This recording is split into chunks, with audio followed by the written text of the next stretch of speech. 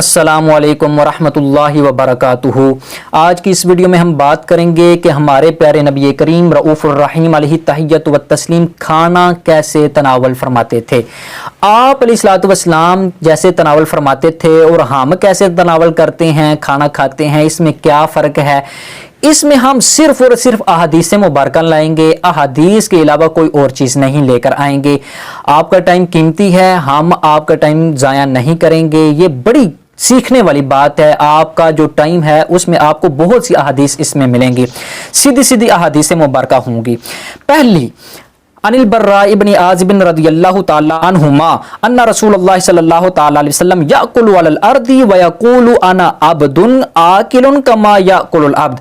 حضرت براء بن عازب رضی اللہ تعالی عنہ آپ ارشاد فرماتے ہیں کہ رسول اللہ صلی اللہ تعالی علیہ وسلم زمین پر بیٹھ کر کھانا تناول فرماتے تھے اور فرماتے تھے کہ میں بھی بندہ ہوں جو ایسے ہی کھاتا ہوں جیسے کہ عام بندہ کھاتا ہے۔ یعنی آپ علیہ الصلوۃ والسلام اللہ تعالیٰ کے رسول تھے، اللہ تعالیٰ کے نبی تھے، خاص بندے تھے، تو آپ علیہ الصلوۃ والسلام نے بطور عاجزی یہ ارشاد فرمایا کہ میں بھی عام بندے کی طرح زمین پر کھانا بیٹھ کر کھا سکتا ہوں اور کھانا کھاتا ہوں۔ یہ سبل الہدی والرشاد کی یہ حدیث نمبر ہے۔ امام محمد بن یوسف الصالحی الشامی اس کے رائٹر ہیں، جلد نمبر 7 اور صفحہ نمبر 170 ہے۔ اور پھر اس کے علاوہ اس کے ایک اپوزٹ حدیث بھی ہے کہ آپ علیہ الصلوۃ والسلام نے زمین پر بیٹھ کر کھانا کھایا ہے تو دسترخوان پر بھی بیٹھ کر آپ نے کھانا کھایا ہے۔ وہ کون سی حدیث ہے آئیے وہ دیکھتے ہیں۔ ان فرقد صاحب رسول اللہ صلی اللہ تعالی علیہ وسلم قال رأیت رسول اللہ صلی اللہ تعالی علیہ وسلم یأکل علی مائدتہ۔ حضرت فرقد جو نبی کریم علیہ الصلوۃ والسلام کے صاحب ہیں، آپ علیہ الصلوۃ والسلام کے ساتھی ہیں، آپ ارشاد فرماتے ہیں کہ میں نے رسول اللہ صلی اللہ تعالی علیہ وسلم کو دسترخوان پر کھانا کھاتے ہوئے دیکھا ہے۔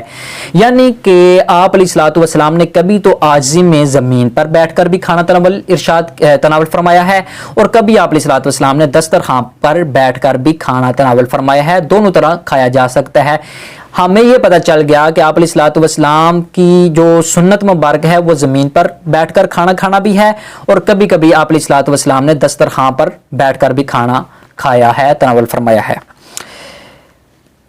یہ بھی سبل الہدی والرشاد کی ہے، اس کی جلد 7 صفحہ نمبر 166 ہے۔ آگے جو حدیث مبارک ہے وہ جلد 7 صفحہ نمبر 174 ہے۔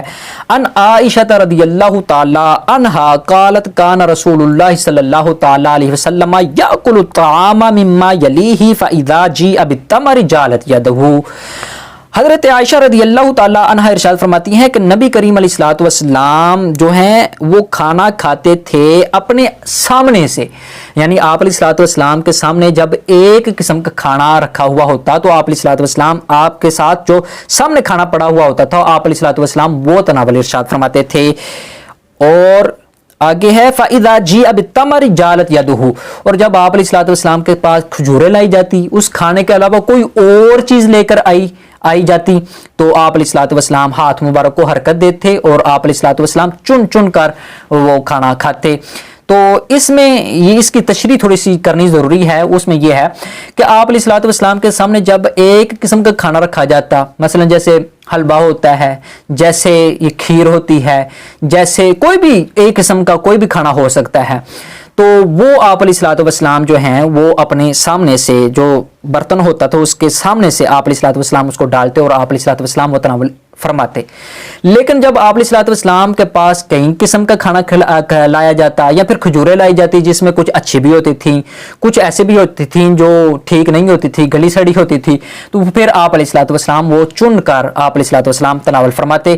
تو اس میں ہمیں یہ بھی پتہ چل گیا کہ اگر کوئی چیزیں نقصان دہ ہوں تو آپ وہ چن کر وہ چیزیں کھائیں جو نقصان دہ نہیں ہے، فائدہ مند ہوں، اور اگر ایک قسم کا کھانا ہو تو پھر آپ اپنے سامنے سے کھائیں۔ آگے ہے جی جلد نمبر 7 صفحہ نمبر 164۔ حضرت ان ابی جحیفہ رضی اللہ تعالی عنہ ان رسول اللہ صلی اللہ تعالی علیہ وسلم قال لرجل عنده لا آکل متکئا او قال وانا متکئ۔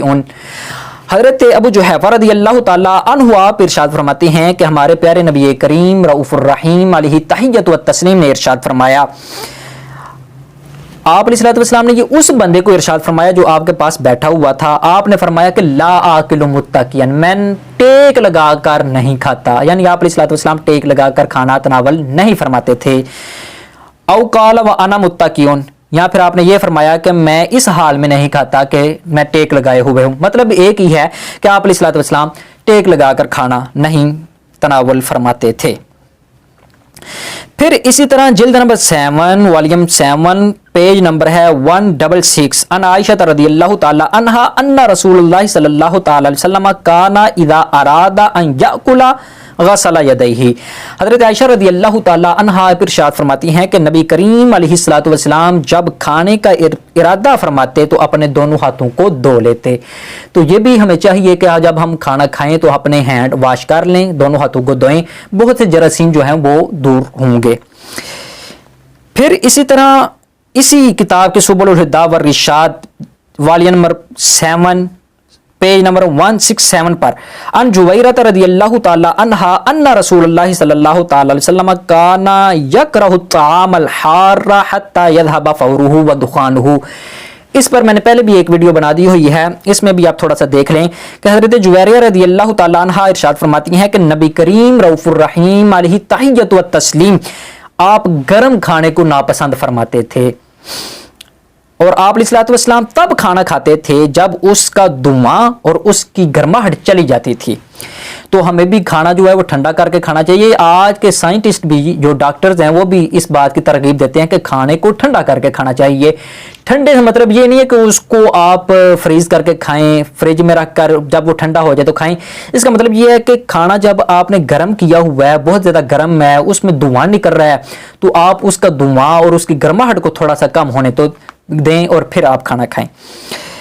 پھر اسی طرح اسی کتاب کے والیوم 7 پیج نمبر 168 پر ایک حدیث مبارکہ ہے کہ ان ابن عباس رضی اللہ تعالی عنہما ان رسول اللہ صلی اللہ تعالی علیہ وسلم کان لا ينفخ فی الطعام ولا فی الشراب، حضرت ابن عباس رضی اللہ تعالی عنہما سے ارشاد ہے کہ نبی کریم علیہ الصلوۃ والسلام کھانے اور پینے کی چیزوں میں پھونک نہیں مارتے تھے، یعنی آپ علیہ الصلوۃ والسلام کا یہ عمل مبارک تھا کہ آپ کھانے اور پینے کی چیزوں میں پھونک نہیں مارتے تھے۔ تو آج ہم کیا دیکھتے ہیں، ہم چائے لیتے ہیں تو اس میں بھی پھونک لگا دیتے ہیں، جب کوئی کھانا ہوتا ہے گرم ہوتا ہے تو اس میں بھی پھونکے مارتے ہوتے ہیں۔ تو آپ علیہ الصلوۃ والسلام ایسا نہیں کرتے تھے۔ اب یہ ہم پر ہے کہ ہم آپ علیہ الصلوۃ والسلام کی سنت مبارکہ کو اڈاپٹ کرتے ہیں یا نہیں کرتے ہیں۔ آپ علیہ الصلوۃ والسلام کی ہر سنت میں نا کوئی نہ کوئی حکمت ضرور ہے، چاہے وہ ہمیں پتہ ہو یا نہ پتہ ہو، یہ کوئی نہ کوئی حکمت اس میں ضرور ہوتی ہے۔ آج آپ دیکھیں ڈاکٹر حضرات کو سنیں تو وہ آپ کو اس کے فوائد بتائیں گے کہ کھانے میں جب پھونک ہم لگاتے ہیں مارتے ہیں تو وہ ہمارے جو جراثیم ہیں وہ اس میں داخل ہو جاتے ہیں، تو اس لیے کھانے میں پھونک وغیرہ نہیں لگانی چاہیے۔ اچھا جی، اگلی جو حدیث مبارکہ ہے وہ ہے والیوم 7 پیج نمبر 170 ان رجل خادم رسول اللہ صلی اللہ تعالی علیہ وسلم، ایسے مرد سے روایت ہے جو نبی کریم علیہ الصلوۃ والسلام کا خادم تھا۔ قال کان رسول اللہ صلی اللہ تعالی علیہ وسلم اذا قرب الیہ طعامہ قال بسم اللہ، جب آپ علیہ الصلوۃ والسلام کے پاس کھانا لایا جاتا، آپ علیہ الصلوۃ والسلام کے قریب کھانا کیا جاتا تو آپ بسم اللہ الرحمن الرحیم پڑھ لیتے۔ ایک حدیث مبارکہ میں ہے کہ کل امر ذی بال لم یبدا بسم اللہ فہو ابتر، کہ ہر ذی شان کام جو بسم اللہ کے ساتھ شروع نہ کیا جائے وہ ادھورا ہوتا ہے، تو اس لیے آپ علیہ الصلوۃ والسلام جو ہیں وہ اللہ تعالیٰ کا نام پہلے لے لیتے تھے۔ تو ہمیں بھی ہر کھانا کھانے کے وقت، پیتے وقت، یا پھر بھی کوئی بھی اچھا کام شروع کرتے وقت، اس کی ابتدا کرتے وقت بسم اللہ الرحمن الرحیم جو ہے پڑھ لینی چاہیے۔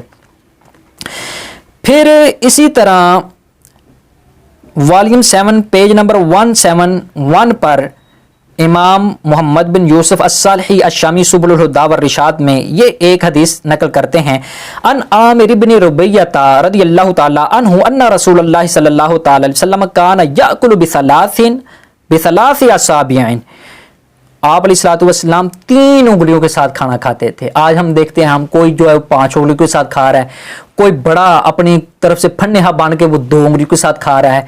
तो आप अलैहिस्सलाम 3 उंगलियों के साथ खाना खाते हैं। मुख्तलिफ शारिहीन ने इसकी ये तौजीह की है, बाद ने कहा है कि ये तीनों जो हैं ये मुराद हैं और साथ ये अंगूठा इसको शामिल नहीं किया गया, और बाद ने कहा है कि ये 2 मुराद हैं और साथ अंगूठा शामिल किया गया है। बहरहाल जो भी है, आप ऐसे खाएं या फिर ऐसे खाएं, ये ही मुराद हो सकता है इस हदीस से।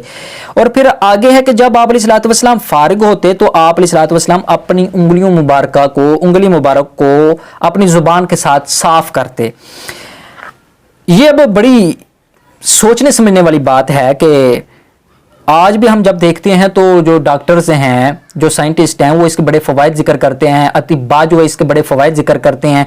बल्कि मैंने एक जगह पर पढ़ा था कि जो उनसे बंदे खाना खाने के बाद अपनी उंगलियों को साफ करते हैं, चाटते हैं, वो खाने को साफ करते हैं, तो उनका जो हाज़मा है वो बड़ा दुरुस्त रहता है, खाना जल्दी हजम हो जाता है। तो ये आप अलैहिस्सलाम की हिकमत जो है ना, वो आज लोगों को समझ आ रही है, और आप अलैहिस्सलाम ने ऐसी चीज़ें पहले ही बयान फरमा दी थी।